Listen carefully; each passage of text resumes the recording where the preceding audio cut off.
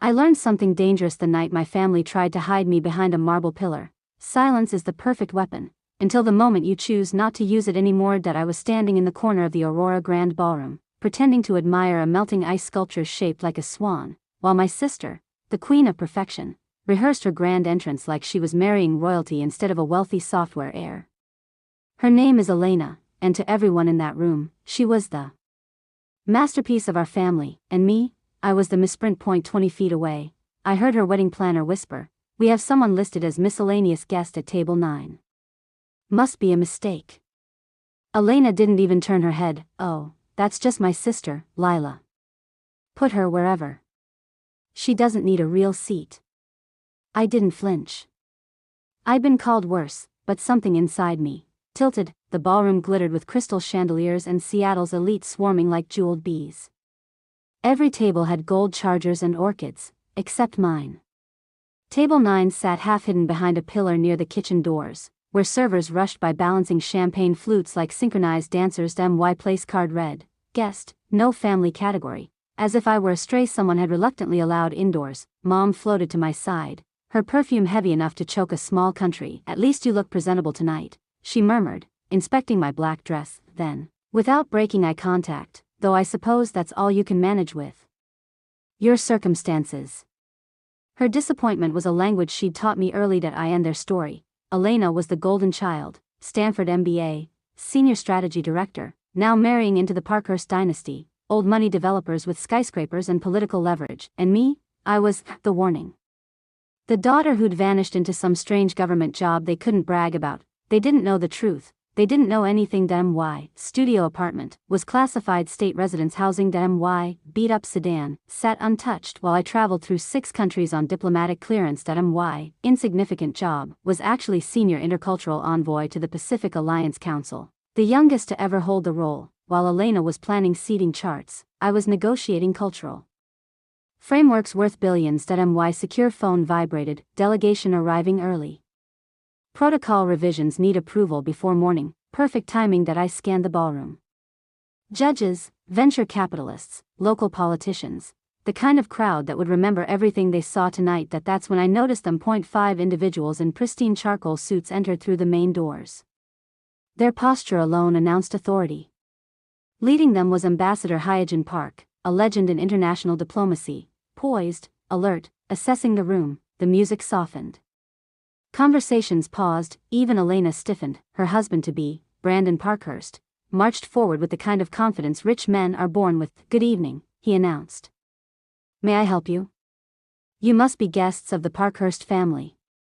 Ambassador Park glanced at him with polite confusion. "We're here for Envoy Lila Rowan." She confirmed her attendance. Summit protocols require her signature before tomorrow's opening panel. The name cracked through the ballroom like lightning. "Lila Rowan." Me. Brandon blinked, trying to match the title with a face. Elena rushed in, gown shimmering like armor. "I'm sorry, there must be a mistake. My sister works some basic federal job. Nobody here is an envoy." Ambassador Park lifted her tablet. "Envoy Rowan, graduate of Kestrel Institute of International Affairs, fluent in 5 languages, lead negotiator for the Pacific Alliance Cultural Treaty. Her work is widely recognized." A hush spread across the room like a slow-moving wave. Mom's face drained of color. Dad's jaw hung slack. Then Ambassador Park saw me in the corner. Her expression transformed. Warm, respectful, genuinely relieved. "Envoy Rowan," she called. "Excellent timing. Minister Kawabata sends his regards, and we have the revisions you requested." You could hear a champagne bubble pop. Elena's voice rose an octave. "No. No. She lives in a closet-sized apartment. She borrows money for dresses." A man behind the ambassador spoke calmly. "Ma'am, Envoy Rowan's civilian identity is a standard protective cover. Her financial profile is intentionally minimized." Dad sputtered, "This is absurd. She makes $30,000 a year."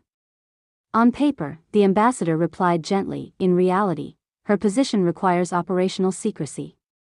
Every high society guest leaned closer. Elena's father-in-law, the self-appointed titan of the room, stepped forward with a smile polished by decades of handshakes. "Well, this is extraordinary," he said, extending his hand to me. "Welcome to the family, Envoy Rowan." We had no idea our connection was so prestigious. I didn't take his hand that a ripple went through the crowd. Elena grabbed my arm. Lila, why didn't you tell us? Why let us think? Think what? I asked softly. That I was a failure? Background noise? Table filler? Even the orchestra pretended to tune their instruments to hide their listening. Ambassador Park handed me a leather folder marked with international seals. We need your assessment within the hour. The cultural panels depend on it. I took it, feeling the power shift in the room like a physical breeze. Dad whispered urgently, we should discuss this privately. I can't, I replied, checking the time, for nations are waiting on my briefings. And I walked past them, the conference room doors closed behind me, shutting out their stunned faces. By dawn, my name was circulating through diplomatic circles, business networks, and every guest's private group chat. 3 weeks later, after a historic summit, I was offered a permanent post in Singapore that I accepted. No hesitation. On my last night in Seattle, an envelope arrived from the Parkhurst estate, an invitation dripping with gold leaf. Celebrate Envoy Rowan's achievements. It said that I declined. Instead, I shared a quiet dinner with colleagues who'd valued me long before the chandelier crowd learned my name. The night before my departure, Elena showed up outside my temporary apartment, her mascara streaked, her voice trembling. Lila, please. We were wrong. All of us. You're still my sister. I stepped into the doorway, light, suitcase packed behind me. I'm not leaving to punish anyone, I said. I'm leaving because the only people who ever saw my worth weren't related to me. She swallowed hard, finally seeing me clearly, not the misprint, not the table filler, the woman who had outgrown the room she was forced into. At sunrise, the diplomatic transport arrived.